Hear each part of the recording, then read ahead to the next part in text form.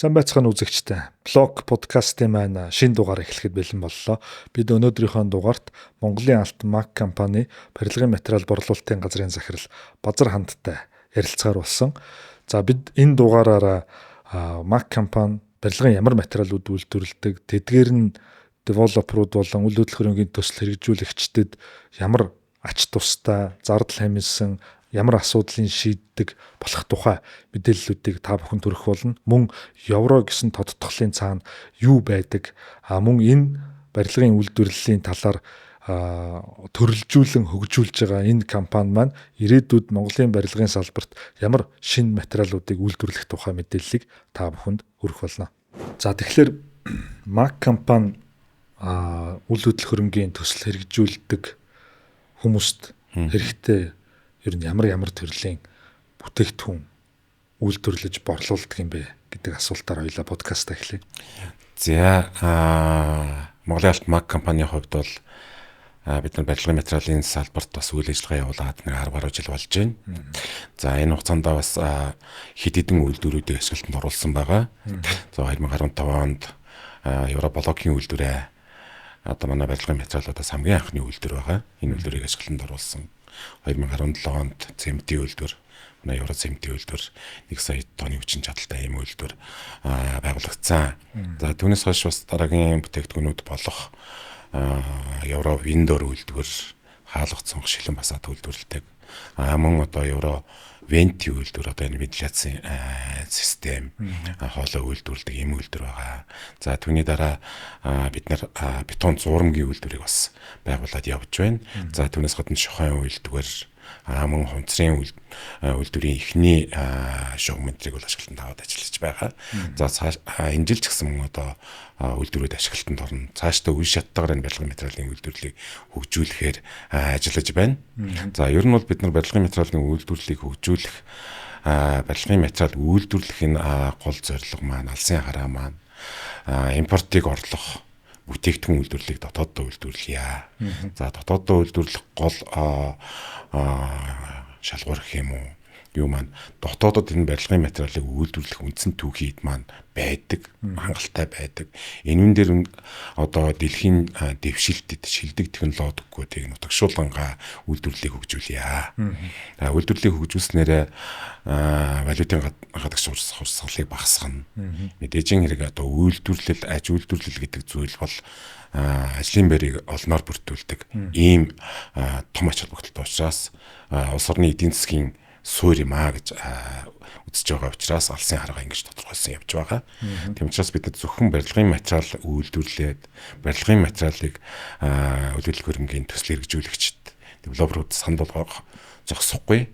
Ер нь бол энэ цогц шийдлийг үндсэндээ барилгын материалын гихээсээ илүүтэй барилгын материалуудын орц норм тэгээд тэр өндөр стандартыг санал болгох. Энэ нь өөрөө зогс шийдэл байх юмаа гэж үзэж байгаа. Тэгээд ихэнх үйлдвэрүүд нь евро гэдэг утгартай юм байлээ. Тэгэхээр энэ Европын тоног төхөөрөмж эсвэл түүхийд эсвэл технологи ашигладаг гэсэн үг үү? Яг юугаараа евро гэдэг тодтголыг ойлгох хэрэгтэй вэ? За энэ дээр бас жоохон оршил хэлэх юм бол аж үйлдвэрлэл гэдэг өөрөө улс орны хөдөлгөөн хүчээр төдийгүй энэ одоо энэ дэлхийн хөгжлийн юунд Европ өөрөө түүжээлж аж үйлдвэрлэл хөгжсөн байдаг.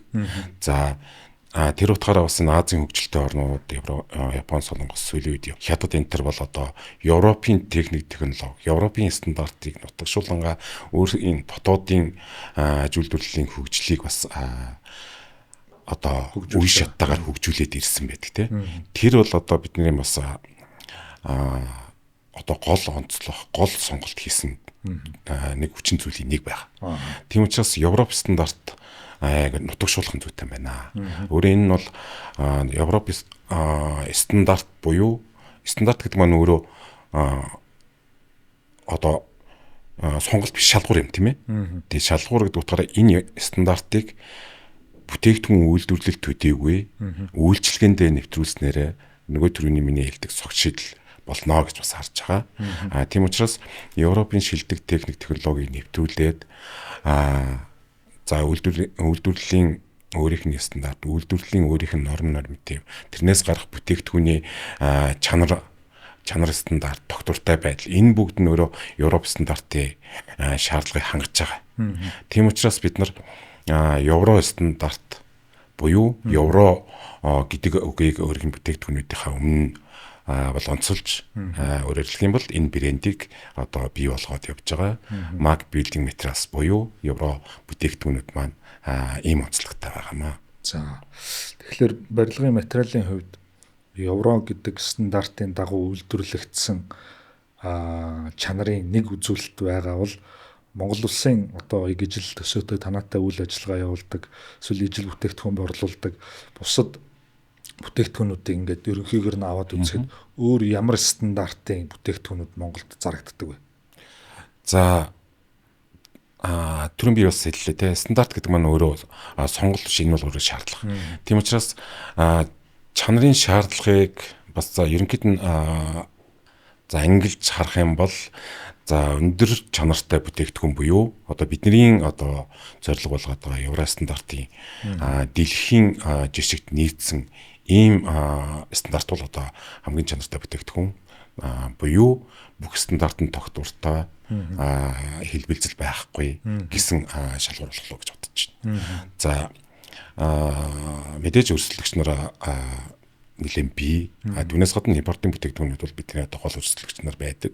За энэ стандартуудыг бас манай стандарт та хэрхэн уялдаж байна вэ? Хэрхэн одоо өрсөлдөж байна вэ гэдгийг бол бас харах зүйтэй байх. Тийм учраас одоо түрүүний хэлдгээр 3 ангилах юм бол өндөр стандарт, за одоо стандарт гэх юм уу да тий. Одоо стандартын нөхцөл шаардлагыг наазахын шаардлагыг бол хангадаг. Гэхдээ бас үнэн үртгэхийн хувьд арай одоо өндөр стандартаас бага гэх юм уу тийм ийм зүйлүүд бол бас байгаа. Энэ дээр бол өрсөлдөөний хамгийн одоо их хувийг нийцлээд байна гэж харж байгаа. За бас нэг энгийн стандарт гэж хэлэх юм уу? Одоо зарим нөхцөлд бас стандарт шаардлагыг алдах мөн төрөний хэлбэлцэлтэй байх ийм зүйлүүд ажиглагддаг. Энэ нь бол өөрөө одоо өртөг зардлыг хэмнэх үүднээс бас хямд бүтээгдэхүүн үйлдвэрлэлүүднээс бас нэг иймэрхүү шиг хандлага бас жоох байгаад байна уу гэж хараад байгаа. Энэ нь бол цаашдаа бол хөгжлийн шатантай бол адилхан байхаа гэж харж байна. За тэгвэл та сая хэллээ, яг хуу жирийн хүний хувьд харахад бол адилхан харагдаад байдаг гэж болох юм тийм. Гэтэл үнийн ялгаа байдаг. Тэгэхээр барилгын чанар материалын чанараас гэж ярьдаг тийм. Тэгэхээр таны хэлж байгаа буюу жишээ нь танай компани үйлдвэрлэн борлуулдаг өндөр стандарттай, евро стандарттай барилга үнэтэй байх нь ямар үр ашигыг нөгөө түрүүний хоёлаа ярьдаг дундаж болон энгийн стандарттай бүтээгдэхүүнүүдээс илүү өгдөг юм бэ? За энгийн жишээ хэлэх юм бол өндөр стандарттай бүтээгдэхүүн одоо арай доогуур стандарттай бүтээгдэхүүн материалаар барилгыг барихад хоорондын авцалтаа уялдаа муу байдаг. Тэрийгээ дагаад үнц нь бүтээмж нь өөрөө одоо юу гэх юм барилгын хугацаа удаашрах, тэрний шийдлийг гаргах гэж цаг алдах, дахин ажлын зардал нэмэгдэх гэх мэтээр барилгын бүтээс буюу мөн цаашдын үн цэнд нь бас сөргөөр нөлөөлөд байдаг. Ийм зүйл байгаа учраас цогц сэтэл буюу өндөр стандарттай, өндөр чанартай бүтээгдэхүүнүүдээр барилгаа барих юм бол барилгын үн цэн, худалдан авагчийн сэтгэл ханамж, цаашдын насжилт энтерт бол сайн нөлөөлөл. Энэ бол өөрөө нөгөө Европ стандарт буюу энэ одоо өгцөн орнуудын жишг юм байна. Тэрийг бид нэр одоо үйлдвэрлэл хөрөнгийн төсөл хэрэгжүүлэгчд болон барилгын материалын худалдан авагчдад санал болгодог. Өөрөөр хэлэх юм бол бид нар зөвхөн материал дээггүй шийдлэх санал болгож байна гэсэн. За тэгэхээр та жишээ хэлэхгүй одоо түрүүн хэлсэн бүтээмжийг нэмэгдүүлдэг гэлээ. Тэр нь үн цэнийг өсгөдөг гэлээ. Тэгэхээр танаа үйлдвэр ашиглалтанд ороод бас багагүй хугацааг өнгөрөөцөн. Тэгэхээр танаа үйлчлүүлэгчид, худалдан авагчид юун дээр сэтгэл ханамжтай байгаагаа хэлдэг вэ? Эсвэл мэдээж тэр хүмүүс маань олон төрлийн олон чанартай бүтээгдэхүүнийг хооронд нь харьцуулж агаад танахыг сонгосон энэ төр тохиолдол байдаг байх. Тэгэхээр тэр хүмүүс юуг чухалчилдаг учраас танаа бүтээгдэхүүнийг сонгодог юм бол За үүн дээр бас нөгөө бүтээгдэхүүн төсвөр бол бас харилцан адилгүй онцлогтой тийм ээ. Тэгэхээр бас бүтээгдэхүүн төсвөр дээр товчхон илэрхийлэх юм бол за манай Евроцементийн хувьд бол доктортой чанартай. Тэгээд кальцислийн нөгөө орц харьцангуй бага учраас барьцалдах чадвар, бат бүхийн чадвар одоо бихчиг юу хурдан байдаг те хугацаа. Тэрийгээ дагаад бат бүхийн чанар доктортой, найдвартай байдаг. Одоо барилгын стандартын өндөр шаардлагыг хангаж байна гэсэн. Тэрүүгээрээ чанарын доктортой байдал нь тэр барилгын ажлын явцыг өөрийг нь бас докторжуулж өгдөг. Цаг хугацаанд тэрийг гүйцэтгэх боломжийг бүрдүүлж байгаа. Тэр хэмжээгээр орсон найрлага нь бас доктортой байна. Хэлбэлзэл байхгүй байна гэдг нь бас хэмнэлттэй. Эдийн засгийн хэмнэлт, уртгийн хэмнэлт болдог. За манай Европлокийн хувьд бол бас нэлээд одоо зах зээл танигдсан бүтээгдэхүүн одоо эрэлтэн дөртэй. Энэ бүтээгдэхүүний хувьд бол барилгын ажлыг бол нэлээд хурцсагдаг. За амьсгалах чадвар, чиг, таах чадвар энэ төргээд бол давуу талууд бол нэлээд өндөртэй тийм ээ. Тэгээд за урилгын ажлыг бусад одоо дүүргэж материалуудын харьцуулах юм бол тэр дахин хурцсагдаг. Иймэрхүү давуу талууд байгаа. За манай цонх шилэн фасадны хувьд бол тухайлах юм бол онцлоод хэлэхэд Шуко брендийн хөнгөн цагаан цонх фасадны хувьд бол одоо маш өндөр одоо программын дагуу тэгээд Шукогийн өөрийнх нь хяналтын дор зураг төсөл дээр ажилладаг. Тэрний дагуу зааварчилгаа нь гардаг. Бүр уялдаад ажлын даалгавар нь буюу гарын авлага нь гараад ирдэг. Тэрний дагуу одоо үйлдвэрлэл угсрал сөүлүүлтийг хийгээд явах юм бол үндсэндээ дахин ажиллавар бол үндсэндээ хийгдэхгүй. Ажлын бүтэмжийг бусад бүтээгдэхүүнтэй харьцуулахад бидний одоо тооцоосноор 30% одоо хурцсах боломжтой болдог. Ийм давуу талууд байдаг. За манай вентиляцийн хувьд ч гэсэн мөн адил. Одоо энэ бол үйлдвэрлэлийн шугам дээр үйлдвэрлэгдэж байгаа бүтээгдэхүүн учраас бас одоо яг зургийн даалгавар ямар байсан, барилгын онцлог ямар байсан, тэрүүнд нь зориулаад орсон норм тодорхой. Тэгээд нөгөө дагалдах тоноглолууд болон дагалдах материалууд, эрзэн юу те энэ мөгд нь бол одоо технологийн дагуу стандартын өндөр шаардлагын дагуу хийж байгаа учраас бас одоо нөгөө дуужимээ тусгаарлах, агаар сэлгэлтийг сайн байлгах энэ давуу талуудтай байж байна. За бетон зургийн хувьд ч гэсэн одоо бид нар бол бас Японы GS стандартын дагуу хийж байгаа. Энэ бол бодлогын бүтээцэн хамгийн ихний бүтээгдэхүүн болдог учраас өвөл зүүнний аль ч үйлдвэрлэлд хэрэглэх аль ч үйлдвэрлэлд одоо цагуурын ямар ч байдал бид нар үйлдвэрлэлийг явуулаад нийлүүлэх хийх юм боломжтой болсон байна. Энүүгээрээ давуу талтай, энүүгээрээ одоо давуултаа өгчд сонголтоо хийхээс гадна одоо барилгын төсөл хэрэгжүүлэгч томоохон одоо девелоперууд бол одоо яалтчгүй одоо ингээд цогцоор нь ингээд нэг газар шийдлээ хийх юм бол зүй юм байна гэсэн шийдлийг бол бий болгож байгаамаа. Та ер нь эсвэл танай компани ч юм уу тийм тооцоол хийж үзсэн байдаг болов уу? Яг зүгээр хүмүүсийн дунд макийн бүтээгдэхүүнтэй гэл нэг тийм нэг шалгуураар заримдаа сонгохгүй байх энэ одоо шийдвэрээ гаргаад байх шиг байдаг.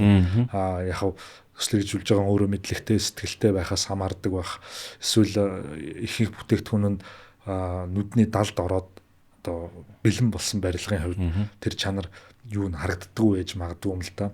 Тэгэхээр нөгөө хямдыг сонгож байгаа хүмүүс хямдыг сонгоснороо ямар зардлаа гаргаад идэгин те эсвэл тэр харагдахгүй зардал эсвэл дараагийн тэр дахин ажил болдог энэ төр гээд тэрийгэ та бүхэнд хэлдэг эсхийг бол мэдэхгүй юм л та. Гэхдээ тэр үнэхээр одоо урт хугацаанд гэхүү төслийг том зургаар нь хараад нийт гарсан зардлаа дахин төлсөн мөнгөө дахиж шинээр хийсэн тэр зардал цаг хугацаа энэ төрөд тооцоход хямдыг авсанд ашигтай байдаг юм болов уу? Эсвэл чанартайгаа авсан нь илүү ашигтай байдаг юм болов уу гэдэг тийм тооцооллыг хийж үзсэн байдаг болов?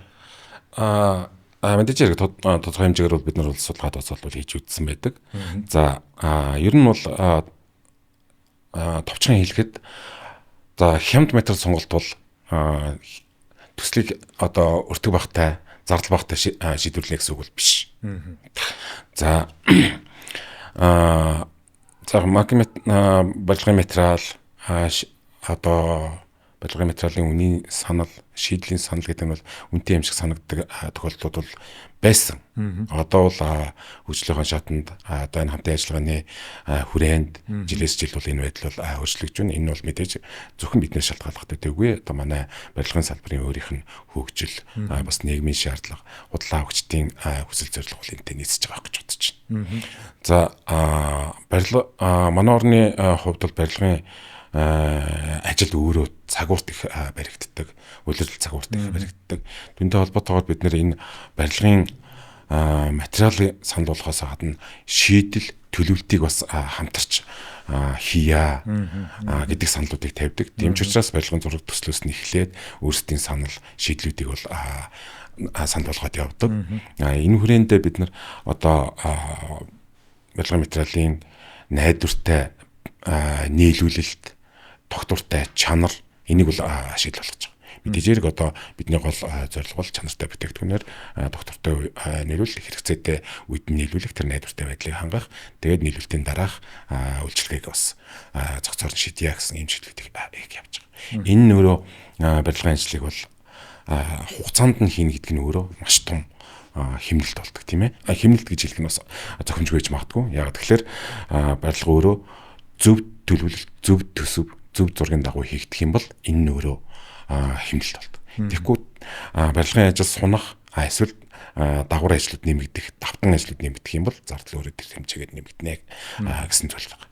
За нэг товчхон тоо хэлгээд 10,000 м квадрат орон сууцны барилга барихад бидний тооцоололоор манай бүтээгдэхүүнүүдийг бид нар цаг хугацаанд нь нийлүүлээд барилгын ажил бусад хүчин зүйлүүдээс шалтгааллахгүйгээр хугацаанд гүйцэтгэх юм бол ер нь бол нэг 6-8 тэрбум төгрөгийн хэмнэлт гаргах юм байна гэсэн ийм тооцоолол байдаг. Тэр нь бол яг одоогийн үнцээр тооцоход тийм ээ. Мэдээж хэрэг одоо манай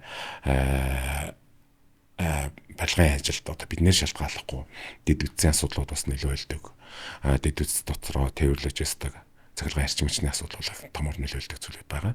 Энэ үгд бол зөвхөн барилгын ажилд гэдэггүй бидний үйлдвэрлэлд бас нөлөөлдөг ийм зүйлүүд байдаг. Энэ үгдийг бас зохицоор нь төслийн төлөвлөлтөөс ахуулаад дуус хүртэл зөв төлөвлөж чадах юм бол боломжтой гэж хэлмээр. Тэгэхээр зөвхөн бүтээгдэхүүн борлуулдаг бүтээгдэхүүнийхээ хувьд шийдлийн төлөвлөлтийн зөвлөх үйлчлэгээнүүдийг үзүүлдэг үү?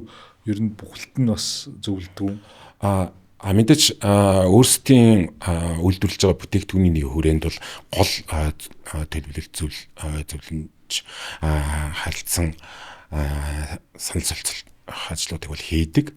Гэхдээ энэ хүрээндээ одоо жишээлх юм бол барилгын фасад, шилэн фасад, металл фасад хоёрын уялдаа ямар байхаа гэдэг дээр бол бас саналаа хэлдэг. Тэн дээр бол мэдээж эцсийн шийдвэр гаргах нь бол төсөл хэрэгжүүлэгч өөрөө байдаг учраас за яавал зүйтэй вэ гэдэг дээр бол бидний саналыг бас тусгаж байгаа зүйлүүд бас нэлээд байна л да. Тэр утгаар нь бас онцлсан. Танай бүтээгдэхүүнүүдийг ер нь ямар төслүүд түлхүү ашиглаад байх шиг санагддаг вэ?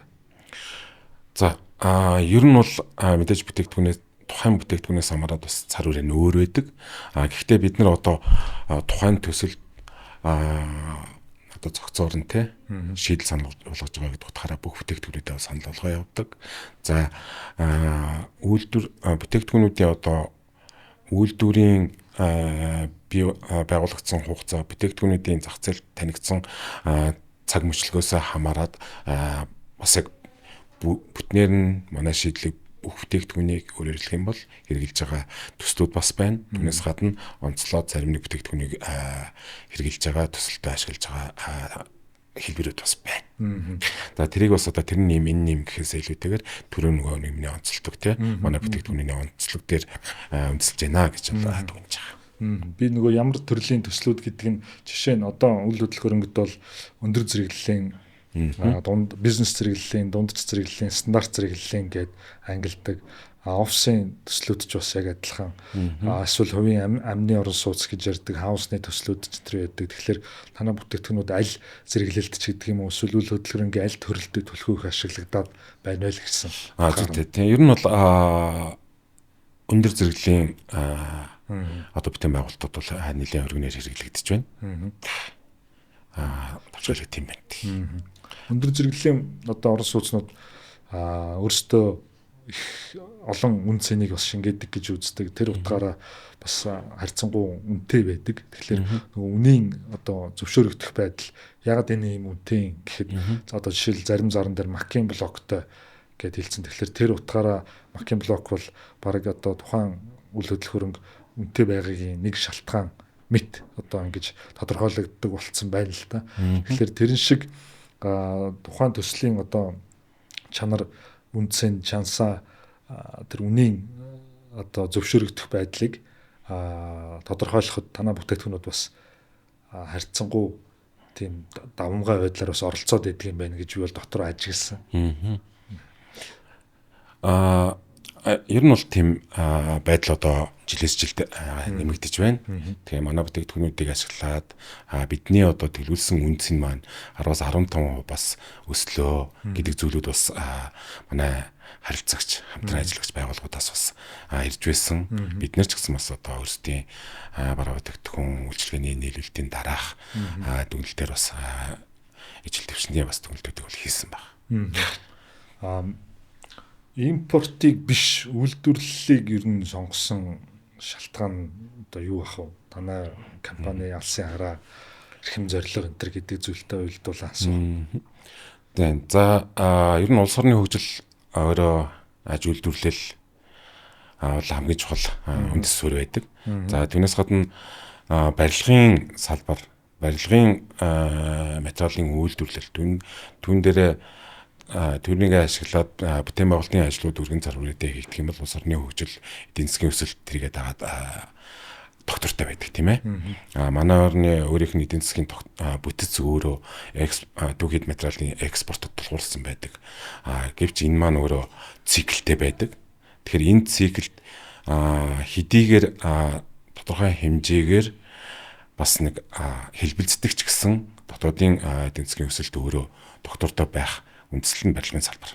За энэ дотроо барилгын материалын үйлдвэрлэл бол зайлшгүй шаардлагатай байна гэдэг зүйлийг бол бид нар одоо нэлээд өмнөөс би одоо бас ярианыханд хэлжсэн 10 жилийн өмнөөс бас судалгаа хийж эхлээд тэгээд оюун шатаар барилгын материалын үйлдвэрлэлийг хөгжүүлсэн.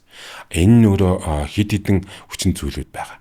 Манай барилгын материалын үйлдвэрлэл хөгжүүлэхэд үндсэн бүтээгдэхүүнүүд буюу одоо түүхийд материал манай эх орны ерөөсө хаасаг гэж үзэгэл мөрт байж байгаа.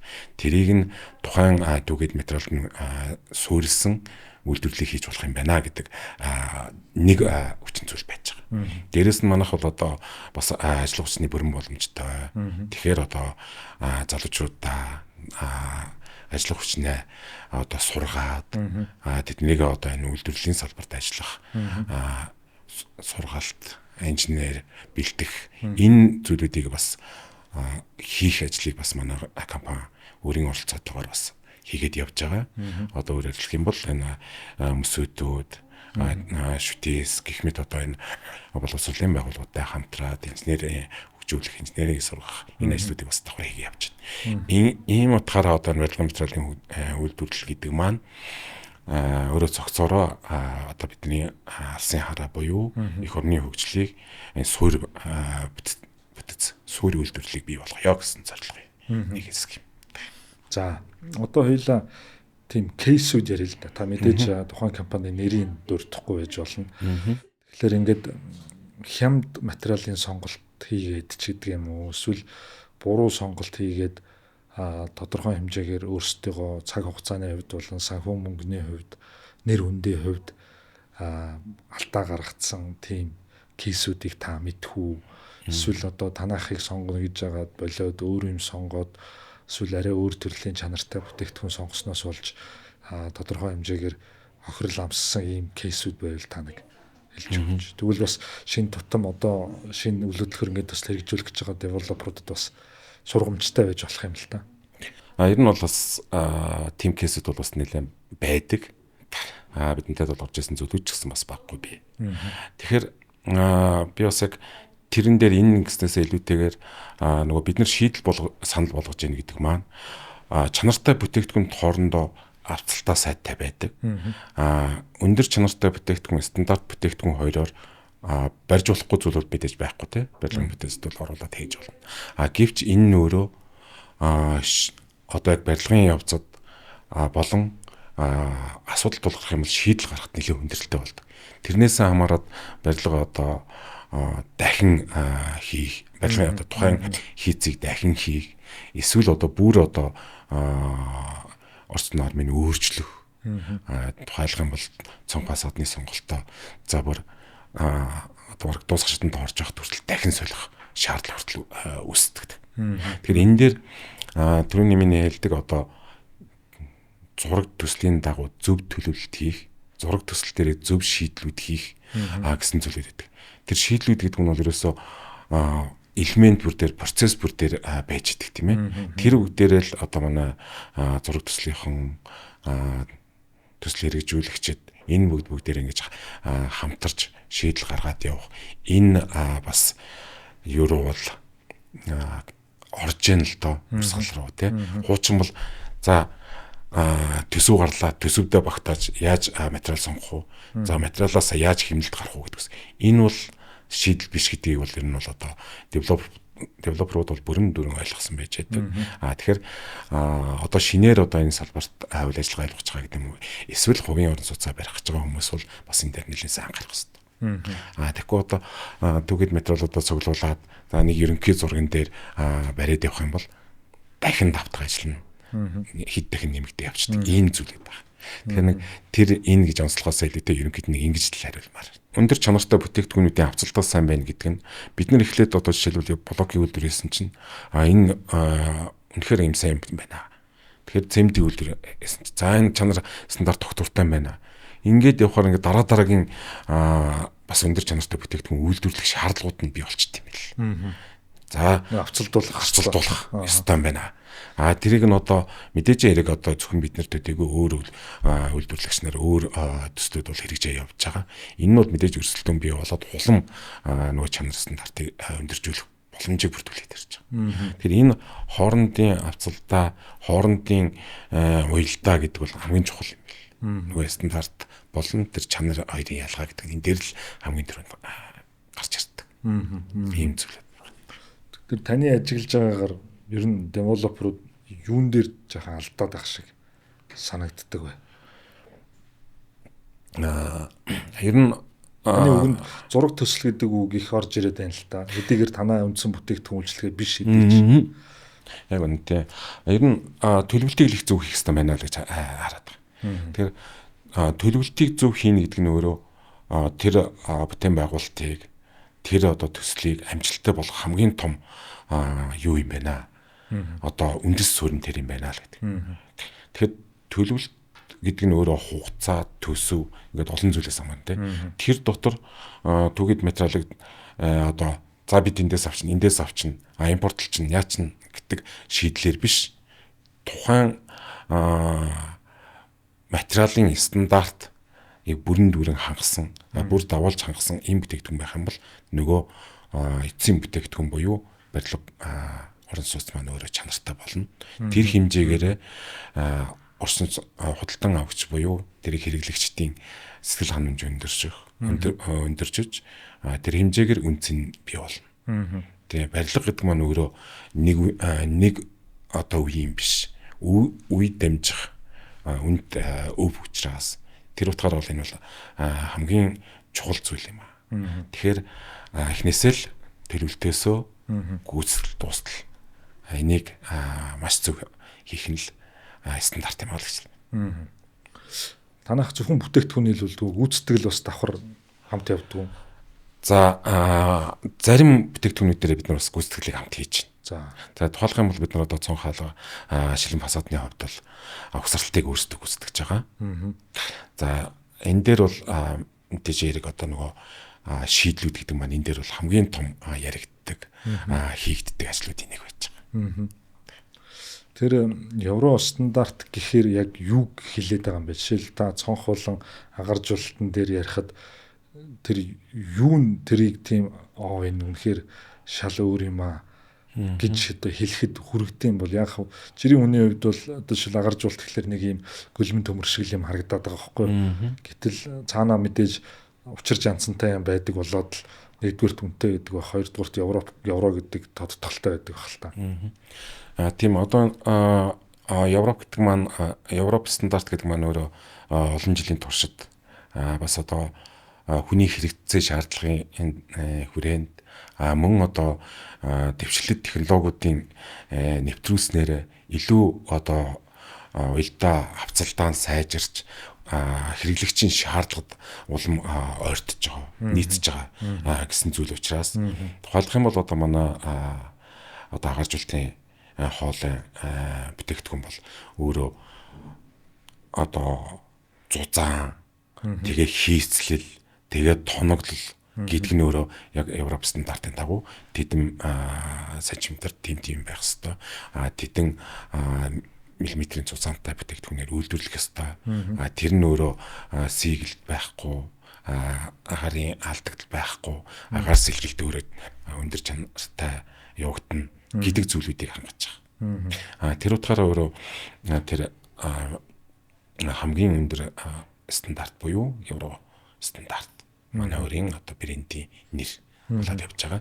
За цон халгчлан бас одоо явж гисэн мөн адил тийм ээ. Энэ дээр одоо хэрэглэгдэж байгаа өөрөө тэр парцууд нь тэр хэсгэлүүд нь бүгд мөн одоо Европ стандартын дагуу шаардлагыг хангасан. Тэрийг нь өөрөө програм нь өөрөө болно болохгүй гэдгийг нь тодорхойлж өгдөг. Тэрнийгээ дагаад угсрал суйлуулалт дараах үйлчилгээгийн гарын авлагыг дагалдуулж өгдөг. Ийм шийдлүүдийг давхар санал болгож байгаа учраас энэ нь өөрөө Европ стандарт. Манай евро биеийн дор бүтээгдэхүүн болоод явж байгаа. Энэ утгаараа одоо хамгийн давуу талтай. Тэгэхээр би нөгөө гүйцэтгэлийг давхар хийдэг гэж асуусан шалтгаан хэдийгээр танах чанартай бүтээгдэхүүн хийждэгч гүйцэтгэл дээрээ тэр маань стандартын дагуу биш бол алдаа үүсэх магадaltaй шүү дээ. Жишээ нь та хэд цементтэй мөртлөө зурмгийн үйлдвэртэй ихлээр цементийн чанартай байхад зурмгийн чанартай биш байх тохиолдол байх уу? Хэдийгээр цементэн танах мөртлөө байна. За бидний хувьд одоо энэ бетон зурмгийн үйлдвэрлэлөө орсон нэг шалтгаан бол энэ өөр. Яг тэгэхээр одоо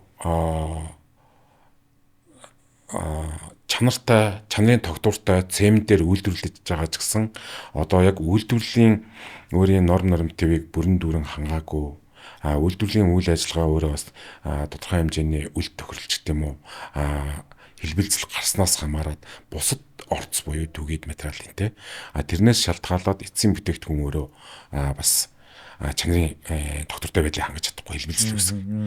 Дээрээс нь одоо тэрийг дагалдах үйлчилгээ байж тэ тээвэрлэлт тэгээд нийлүүлэлт тэгээд цутгалт энэ бүгд өөрөө найдвартай чанарын стандартыг барьж нийлүүлэхгүйгээс үүдэлтэйгээр чанарын хэлбэлцэл үүсэх тухайн цутгалт барилгын каркас барилгын бүтц өөрөө тоглох ийм асуудлууд гардаг. Гарч байсан. Тэрийг бид нар ажигласан учраас одоо энэ бас бетон зурмгийн үйлдвэрлэлд бас нэг өөрчлөлт хийя. Энэ салбар дээр бас өөрийн бүтээгдэхүүнийг таниулъя гэдэг зүйлийг бол анх санаа гаргасан.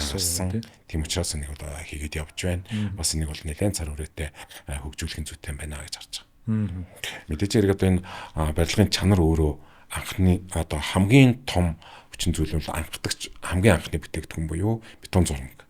Тийм ээ? Барилгын хацаа суур сэхлээд бетоноор цутгалтай хийгээд каркас зөрөө бетоноор босдог учраас энэ бол хамгийн чухал орц бүтээцийн нэг хэсэг байдаг. Бүгдээрээ бас мэднэ одоо гадны нутны орнуудад газар хөдлөлт гамшигт болоход барилга байшин нурах бүр цаашлаад хүний амир сэтгэд тухайн барилгын орц норм алдагдсан, материалын сонголт буруу байснаас шалтгаалсан зүйлүүд байдаг тийм ээ. Тухайлх юм бол одоо нөгөө санаж байна одоо Турк, Сирийн газар хөдлөлтийн үед бол дараа нь одоо яг салбарынхны мэрэгжлийн хүмүүсийн дүнэлтээр яг энэ зүйлүүд ярьдаг гэсэн байдаг тийм. Бетон зурмгийн чанарыг хангаагүй байна. Барилгын орц нормыг бүрэн гүйцэд бас хангаагүй байна гэдэг дүгнэлтүүд гарсан. Материалын сонголт бүр байсан байна гэдэг. Тийм учраас энэ дээр бол маш одоо анхаарах хэрэгтэй байна гэдгийг бид нар бас харсан. Манай CMD-г ашиглачаад чанаргүй бүтээгдэхүүн цаашаа нийлүүлж явах юм бол хатгаж бүтээгдэхүүн бидний бас юунд нөлөөлөх учраас тийм ээ.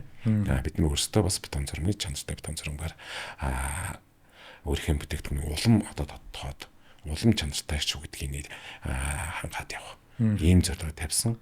Энэ зорилго маань бас үе шаттайгаар нэлээ хэрэгжээд явж байна. Өргөжж байна. Одоо барилгын компаниуд барилгын девелоперууд бас одоо макцем дээр макин бетон цормоор хийя гэдэг юмнуудыг бас нөгөө нийлүүлэгчтэй бас санд болгоод явж байгаа юм байлээ. Ерөнхий гүйцэтгэгчтэй бол тэрийг бол бас шаардлага болгоод явж байгаа. Ийм тохиолдол бас байна. Сая та Туркийн газар хөдлөлтийн тухай ярьлаа. Тэгэхээр эцсийн хэрэглэгч буюу тухайн орон сууцнд амьдарч байгаа хүн, эсвэл тэр оффист ажиллаж байгаа хүн, худалдаа үйлчлэгээний төв бизнесээр эхэлж байгаа хүн чанартай зүйл сонгосон эсэхээ зөвхөн одоо тийм экстрим үед л одоо мэдэх боломжтой юм шиг надад зүгээр санагдаад байгаа байхгүй. Гэтэл эхлээд мөнгө төлөөд сонголтоо хийх гэж байгаа, шийдвэрээ гаргах гэж байгаа хүн тэр барилгын чанараас одоо яг юуг харах ёстой юм бол эсвэл чанартай гэж хэлээд байгаа зүйл баталгаатай гэдгийг ер нь яаж мэдэх ёстой вэ? За барилгын орц норм, чанар стандарт гэдэг мэдээж хэрэг тухайн барилгыг гүйцэтгэлийг гүйцэтгэж байгаа байгууллагууд бол тэрний дагуу үйл ажиллагаагаа явуулдаг. Тийш бараа бүтээгдэхүүний материалын нийлүүлэлт хийж байгаа нийлүүлэгч нар ч гэсэн мөн тэр шаардлагыг хангаад явдаг. Гэхдээ тэрүүн дээр үйл тохирол гарч ийн үү, алдагдал гарч ийн үү гэдгийг бол хин хариуцлагатайгаар хандах ёстой. Тэрүүн дээр бол бид нар бол одоо жишээлбэл бараа бүтээгдэхүүнүүдэд алдсан тохирлын чанарын үзлэг хяналтад байнга орох. Тэрийг одоо манай бүтээгдэхүүн дээр ашиглаж байгаа байгууллагууд, барилгын компаниудад байнга хөргүүлэх. Тэн дээрээ санал зөвлөмжөө бас өгөх. Ийм байдлаар бол хийгээд явж байгаа. За тэний хэлгээд одоо сүүлийн одоо худалдаа авагч гэх юм уу, эсвэл одоо тухайн барилгыг хэрэглэгч нар бол тэр барилгын бүтээц нэг нь бол бас харах хэрэгтэй. Ямар одоо шаардлага хангасан, ямар стандартын бүтээгдэхүүнүүд ашиглагдсан байна вэ, хэрэглэгдсэн байна вэ гэдэг дээр бас анхаарах зүйтэй байх гэж бодож байна. Гэхдээ саяны хайлаа түрүүний ярьснаар эдийн сайн бүтээгдэхүүн байлаач гүйцэтгэлийн явцдаа алдаа гарсан эсхийг одоо юун дээр үндэслэж, тийм юм гараагүй эсхийг одоо юун дээр үндэслэж мэдгүй цэвэр төсөл хэрэгжүүлэгчийн мэрэгжлийн болон сэтгэлтэй байдал гэдэг юмар л тийм зүйлд л найдах уу? За бас нэр хариулахад бас жоохон чанgal юм те. Хүн болгоныг бас нэг юунд бас хамаарах учраас энэ дээр бол мэдээж хэрэг одоо байнгын хяналт, байнгын шалгалт хэрэгтэй. Одоо жишээлбэл сүүлийн үед бол барилгууд бол үндсэндээ давхар бүрээр гэдэг шиг одоо тухайн бүтээгдэхүүн бүрээр, гүйцэтгэл бүрээр одоо нөгөө хяналтад тавьдаг болсон тийм. Энэ бол маш чухал гэж бодож байгаа. Тэр дотор мэдээж одоо бас нэг туурах ч юм уу ийм нэгмийн асуудал гарч магадгүй. Тэрийг тослон зогсоох асуудал бол өөрөө одоо тэр өндөр стандарт, өндөр чанартай бүтээгдэхүүн үйлдвэрлэж байна. Стандарт норм, орц нормыг бүрэн дүрэн хангасан байна гэдэг үйлдвэрлэлийн нөхцөл тэрийг дагалдах бүх процесс л тийм байх хэвээр. Тэрүүн дээр хяналтаас гадна мэдээж тухайн байгууллага, тухайн барилга, тухайн түүхэд материалын нийлүүлэгч, тээвэрлэгч бүхэл дамжлагууд энэ дээр хамаарах учраас энэ дээр нэлээд дэвшил байгаа боловч энэ нь бас нэлээд башилтай байна уу гэж бид нар хараад байгаа. Тийм учраас одоо сонголтын дээрээ маш зүйтэй сонголт хийгээрэй, гүйцэтгэл дээрээ маш сайн анхаараарай, шийдэл санал болгоно гэдэг маань энэ бүгдийг нэг дор шийднэ л гэсэн санаа яваад байгаа. За тэгвэл ер нь үйл хөдлөх хөрөнгөд нарилж болохгүй хэсэг гэж бий юу? За ер нь бол одоо би түрүүн хэлсэн нөгөө төлөвлөлт, сонголт зүг байх юм бол нарилах шаардлага байхгүй. Ер нь бол нарилж болохгүй.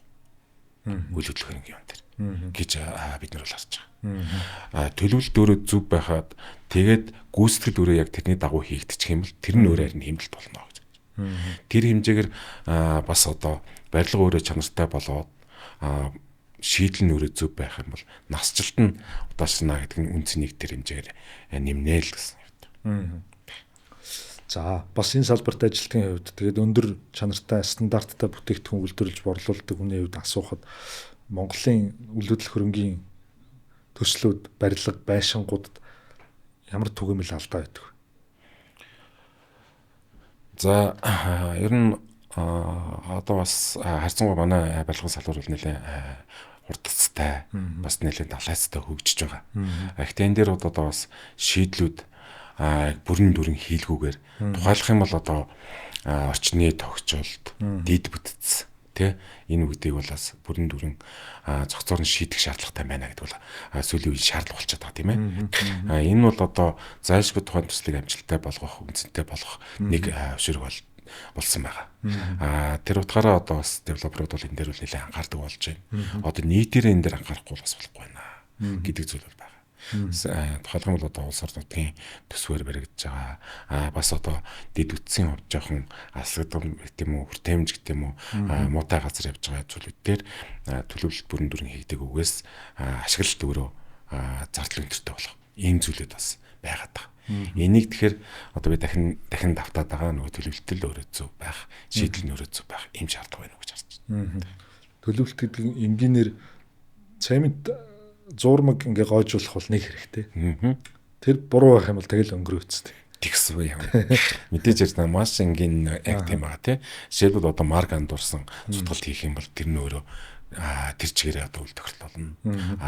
Барилгын чанарт нөлөөлнө, бүх хэлцүүд нөлөөлнө гэсэн. Яг эцсийн бүтээгдэхүүн нь хэрэглэгч гэдэг утгаар нь асуухад ер нь хэрэглэгчд хэр хэрсүү, хэр мэдлэгтэй болж байна. Тэд нар ер нь юу хүсэж байна? Ер нь бол мэдээж зэрэг бас салбар хөгжиж байгааг хаагаад хэрэглэгчдийн сонголт, хэрэглэгчдийн хүсэл шаардлага бол жилээс жилд өөрчлөгдөж байгаа. Тэ цаг үед байгаад бас өөрчлөгдөж байна. Өндөржиж байна. Тийм учраас тэрүүнээс хоцролгүйгээр үйлдвэрлэгч, саплайерууд, нийлүүлэгчд бол бас гарч ажиллах хэвээр нэг шалгуур байгаа. Тэр нь бол мэдээж зэрэг одоо энэ бидний одоо нөгөө дэвшилтэд технологиг нэвтрүүлэн өндөр чанарын бүтээгдэхүүн үйлдвэрлэнэ гэдэгтэй бол одоо санааны хувьд бол хавцалтдаг. Тэр ч одоо биднэрт бас нэлээ хөшөөрөг болж өгдөг. Ийм зүйл байна. Энийгээд дагаад мэдээж барилгын компаниуд, девелоперууд бол бас шаардлага өндөрсөж байна. Яг тэгэхээр хэрсүү бодолтой авчтай бий болсон учраас тийм. Ер нь барилгын материалын ирээдүй одоо энэ технологи химэл оюун ухаан антар гэл одоо их олон зүйл өөрчлөгдөж хөгжиж байна л та тий. Тэгэхээр ер нь ирээдүйд барилгын материалын чиг хандлага өөрчлөгдөх эсвэл тэр зүг рүү явж байгаа антар гэсэн юм байна. За байлгүй яг хуу. Мэдээж одоо барилгын материалын өөрөө хэрэгцээ шаардлага нь өндөрсөж байгаа. Мэдээж одоо хүнд одоо юу гэдэг хүн болоод байгаль орчин дээлтэй илүү одоо за барилга байсан байлаа гэхэд орсон сууц байлаа гэхэд тэрэнд амьдран суухад те таатай байх энэ нөхцөл шаардлагыг бол илүү одоо хангаж явах шаардлагууд үүсэж байгаа.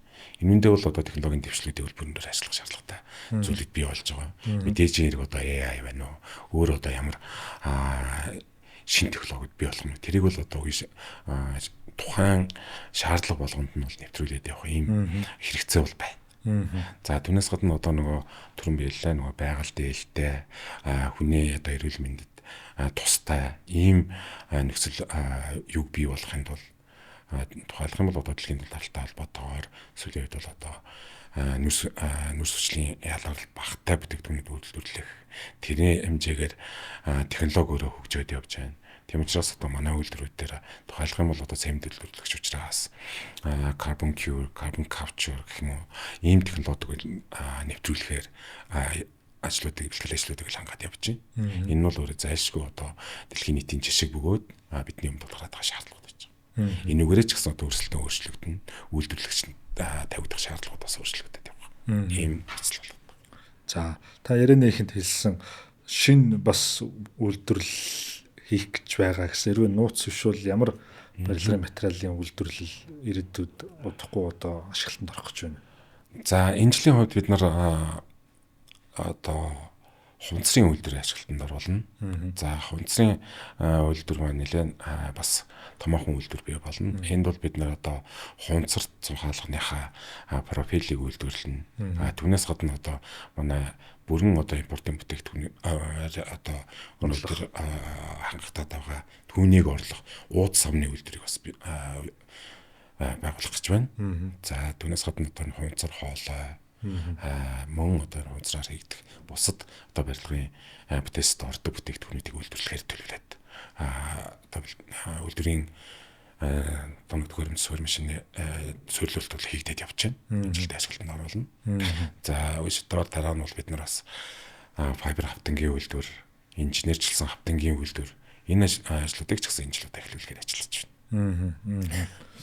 За танд өөрөө ингээд бүтээгдэхүүнээ сонгоод үйл хөдлөх хөрөнгийн төсөл хэрэгжүүлээ гэвэл та ямар материалыг ашиглах вэ? Юунд ерөөсөө мөнгө харамлахгүй вэ? За одоо ер нь бол одоо тухайн барилга өөрөө ямар шаардлага хангаж байна вэ? Ямар түгэд материал хэрэгтэй байна вэ гэдгийг мэдээж те төрний эсэн зураг төслөө дагаад төлөвлөлтөд гараад түгэд материалын жагсаалтууд төсвүүд гарна. Тэрнийхээ хүрээнд сонголтуудаа хийгдээд явдаг. Иймэрхүү дэстаралтай байгаад эндээ би аль болох цогцоор шийтгэх гэж байна. Яагаад тэгэхээр олон газраас олон түүхийд сонголт хийж илүү одоо хямдхан боловч эцсийн дүндээ зардал өндөрсөх нэг их усүр болоод байгаа. Энэ зүйлийг бол халаа гэж бодож байна. Тийм учраас нэг газраас түгэд материалын сонголтыг хийхээс гадна тэр шийдэлтэй бүр одоо бүтээн байгуулалттай нэг тийм үү уусрал сүрлүүлэлттэй байх юм бол бүр сайн. Энэ байдлаараа шийдэх гэсэн. Ийм л зүйл байна. Мэдээж хэрэг одоо сайн чанартай юм хийн, насжилттай юм хийн гэдэг утгаараа бол төлөвлөлтөөр зүйж чадах юм бол хэмнэлтэй бол тэр төлөвлөлтийнхаа хүрээндээ ажиллаа гүйцэтгэе л гэж бодож байна. За хоёулаа дөрөв нэг хэрэглэгчдийн бас байдал, хэрсүү байдал, мэдлэг боловсрол өөрчлөгдөж байгаа тухай ярьсан бол ер нь девелоперууд хэрхэн өөрчлөгдөж байна? Үйл хөдлөх хөрөнгийн төслүүд ер нь яаж өөрчлөгдөж байна? Одоо 10 жилийн түүхтэй гэж үзэхээр та бас олон ч девелопертай, олон ч бүтээн байгуулалт зургаас нь ахуулаад бодит ажил болох хүртэл нь харж л байсан байх. Тэр яг тэр за үнэхээр манай девелоперууд бол хүчж байна. Дэлхийн жишгт нийцсэн бүтээгдэхүүн, дэлхийн жишгт нийцсэн одоо барилга байшин бүтээн байгуулалтыг хий гэж бол зорддог болсон. Тэр хэмжээний одоо мэдээлэл цуглуулалт тэрүүн дээрээ үндэслэн төлөвлөлтүүдийг бол хийдэг болсон. Тэр хэмжээгээр биднийг ойлгох манай бүтээгдэхүүнүүдийг сонгох сонголт бол цар хүрээгээд хэлж байгаа. Одоо тухайн бүтээн байгуулалт нь өөрөө тухайн төсөл нь өөрөө амжилттай болох тэр нь яг зорьсон хэмжээнд нь тэдний хүссэн одоо бүтээн байгуулалт болох тийм болохын тулд бол ялж зарахгүй бүх зүйлүүдийн координацийг маш сайн хийгээд хийдэг болж. Тэр утгаараа нөгөө нэг долоо хэмжээд нэг огтлно гэдэг шиг асуудалтай ханддаг болсон. Тэрнээс за барилгын явцын дунд асуудлуудаа шийдээд явъя, ингээд явъя гэдэг дээр биш. Жинхэнэ одоо яг девелоп хийдэг болоод байгаа. Энэ нь бол одоо үнэхээр салбарын хөгжил юм аа гэж бид нар харж байна. За зарим нэг хүмүүс үйл хөдлөх хөрөнгийн үн их өндөр байна гэдэг. Монголд үйл хөдлөх хөрөнгийн үн буурах болов? За энийг бид нар бас жоохон арай өөр өнцгөр хардаг. Яг үйл хөдлөх хөрөнгийн хөрөн өртөг өндөр байгаа зүйл бол нэлээд олон зүйл өвчин зүйл байдаг тийм. Энэ дээр бол одоо инфляц. Манай инфляцийн түвшин жилээс жилд 2.5-аар ингээд инфляц яваад байгаа. Дээрээс нь одоо валютын ханшийн бас хэлбэлцэл бас баггүй нөлөөлдөг. Энэ зэрэг зүйлүүд бол манай барилгын өртгийг нэмэгдүүлдэг. Тэгээ өртөг нэмэгдэнэ гэдэг маань өөрөө мэдээж борлуулалтын үн нэмэгдэнэ. Тэр хэмжээгээр одоо энэ орон сууцны үн, метр квадратын үн өндөр байна уу гэсэн зүйлүүд байх. Тэгэхээр ер нь бол буурахгаас илүүтэй бидний нэг докторжуулах нь хамгийн чухал юм а гэж хардаг.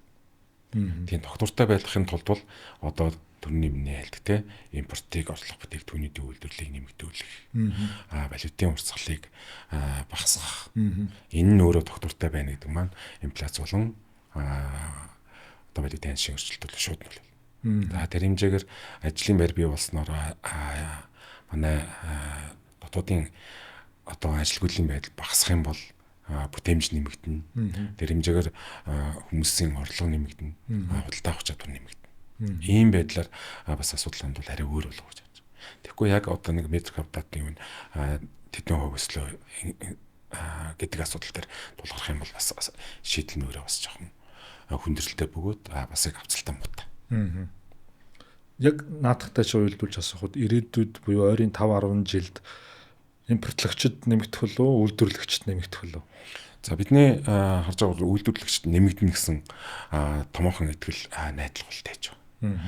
Та бас мэдж байгаа одоо манай нэг үйл барилгын барилгын материал бол эцэндээ 100% импортлдог байлээ тий. Мэдээж барилгын хорс номжгоор 100 гаруй үндсэн бүтээгдэхүүн, үндсэн материалаас бүрддэг. Тэрийг наривчлах юм бол хэдэн мянгаар яригддаг. Ийм байдаг. Гэвч одоо сүүлийн үед одоо барилгын материалын үйлдвэрлэл дотоод төгжиж байгаатай холбоотойгоор 40% дотоод үйлдвэрлэдэг болсон. Энэ бол том амжилт. Энэ нь бол бид нар бас одоо манай Mag Building Materials Европ бүтээгдэхүүнүүд бол томоохон хувь нэмрээ оруулж байгаа гэж харж байгаа. Зарим сегментээр бол бүр 60-аас 80% бас импортын хараат байдал байгаад байгаа. Тэгэхээр энэ чиглэл рүү бас үйлдвэрлэлийг хөгжүүлэх бүрэн боломж байгаа. Орон зай байгаа учраас одоо бусад одоо үйлдвэрлэгч нар бусад одоо бас одоо барилгын материалын чиглэлээр үйл ажиллагаа явуулахыг зорж байгаа бизнесмэнүүд бол энэ дээр бол ажиллагаа зүйтэй байх гэж байна. За бидний хувьд бол чанартай бүтээгдэхүүнийг доктортой найдвартай нийлүүлэлт. За нийлүүлэлтийн дараах үйлчлэгийг санал болгодог. Тийм учраас бид нар урт хугацааны найдвартай хамтын ажиллагааг одоо девелоперууд болон ажиллагчдаа, хамтрагч компаниудаа, партнеруудаа санал болгож байгаа. Энэ маань бидний одоо алсын хараа болоод цаашдын манай салбарын хөгжилд маш томор эргээр нөлөөлнө гэж харж байгаа. Тийм учраас одоо хамтын ажиллагааг үе шаттайгаар хөгжүүлээд явах. Энэ хамгийн одоо чухал алсын хараа юм уу гэж бодож байна. За тэгэхээр бүтээгдэхүүн болгон дээр танаатай хамтарч ажиллая гэвэл ямар цэгээс эхлэх ёстой вэ? Зураг авчирч үзүүлэх ёстой юу? Ер нь тий одоо төсөл хэрэгжүүлэхээр одоо шийдсэн байх юм бол одоо за тухайн бүтээгдэхүүнээс эхлээд за зураг төсөл дээр мэдээж ажиллаад явах юм бол бид нар одоо нөгөө шийдэл санал болгоно. Бүх бүтээгдэхүүнүүдийнхээ одоо чанар стандарт, урт найрлага, тэдний хоорондын хавцалтаа энийг санал болгоод явна гэсэн зүйл байгаа. Тийм учраас ямар ч байдлаар бид нар одоо хамтын ажиллахад бэлэн байна. За тэгэхээр бид нар одоо бас барилгын материалын үйлдвэрлэлийн салбарт үйл ажиллагаа явуулаад энэ 10 гаруй жилийн хугацаанд одоогийн байдлаар бас нэг 5.8 их найдын хөрөнгө оруулалтыг Mag Group-ийн хэмжээнд хийгээд байгаа. За энэ хөрөнгө оруулалт бол цаашдаа ч гэсэн нэмэгдэнэ. Бидний үйлдвэрлэх бараа бүтээгдэхүүний одоо нэр төрөл нэмэгдэнэ, үйлдвэрүүд нэмэгдэнэ. Энэ утгаараа бид нар бас нөгөө шийдэл санал болгож ийн гэдэг шиг бид нар цаашдын алсын хараагаа энэ аж үйлдвэрлэлтийн буюу энэ барилгын материалын үйлдвэрлэлийг илүү одоо цогцоор нь хөгжүүлье гэж бодож байгаа. Тийм учраас барилгын материалын үйлдвэрлэлийн цогцлогруудыг бид нар бий болгож байгаа. За эхнийх нь бид нар одоо энэ Төв аймгийн сэргэлэн суманд энэ Европлог, Евровиндор үйлдвэрүүдийнхаа энэ байршилд сэргэлэн аж үйлдвэрийн цогцлогрыг байгуулад явж байна. Энд одоо төрөний миний хэлсэн бетон зурмгийн үйлдвэр, венти буюу агаар сэлгэлтийн хоолойн үйлдвэр, мөн одоо саяны хунцрын үйлдвэр гэх мэт үйлдвэрүүд баригдаад явж байна. Цаашдаа одоо хийцэн үйлдвэр, мөн одоо автангийн үйлдвэр гэх мэт хөгжүүлээд явна. За түүнээс гадна бид нэр Дорногов аймгийн Далан жавхлан сумд евро цементийн үйлдвэрээ түшиглээд тэрний файбер цементийн үйлдвэр хавтангийн үйлдвэр мөн одоо өшөө үйлдвэрүүдийг бас тэндээ одоо хэрэгжүүлээд үйлдвэрүүдийн төслүүдийг хэрэгжүүлээд мөн олон зовлон аж үйлдвэрийн цогцлбор болгоно. За энэ үгдийг бүтээн байгуулахад бас одоо түрүүн хоёулаа ярианд байсан дэд үтсийн бас хомсдол бас ихээр нөлөөлдөг. Энэ нь бас бидний одоо хэрэгжүүлэх цаг хугацаанд нөлөөлөд байгаа. Тийм учраас бид нар бас эрчим хүчний асуудал, цахилгааны асуудлаа дотооддоо шийдвэрлээд одоо байгаль орчин дээлтэй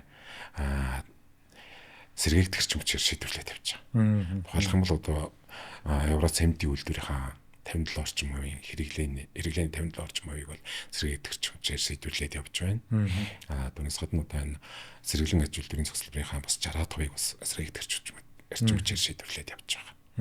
Цаашдаа ч бас энэ хэмжээ маань нэмэгдэх баг. За тийм учраас одоо импортыг орлох бүтээгдэхүүний үйлдвэрлэлээрээ бид нар одоогийн байдлаар нэг 600 сая доллар орчмын импортын орлого бүтээгдэхүүн үйлдвэрлээд байна. Энэ том маань мэдээ цаашдаа нэмэгдэнэ. Бас манай бүтээгдэхүүнүүдийн хэрэглээ нэмэгдэж байгаа учраас улам нэмэгдэх бахаа гэж бодож байна. За мэдээж ярих сүлд нь одоо төгсгөлд нь хэлэхэд улсын болон орон нутгийн төсөвд бид нар одоогийн байдлаар 4.8 их найдын татвар хурамжийг энэ барилгын материалын үйлдвэрлэл худалдаанаас бүрдүүлээд байгаа. Төлөөд байгаа гэсэн. Ийм байдалтай явж байна. За баярлалаа. Тэгээ бидний урилгыг хүлээж авч манай подкастэнд орж сонирхолтой мэдээлэл өгсөнд баярлалаа. Ингээд импортыг орлох Монголд валютын одоо нөөцийг нэмэгдүүлэхэд Монгол хүнийг илүү их ур чадвартай өрсөлдөх чадвартай болгоход барилгын материалын үнийг тогтворжуулах үйлсэд амжилт хүсье. Маш их баярлалаа.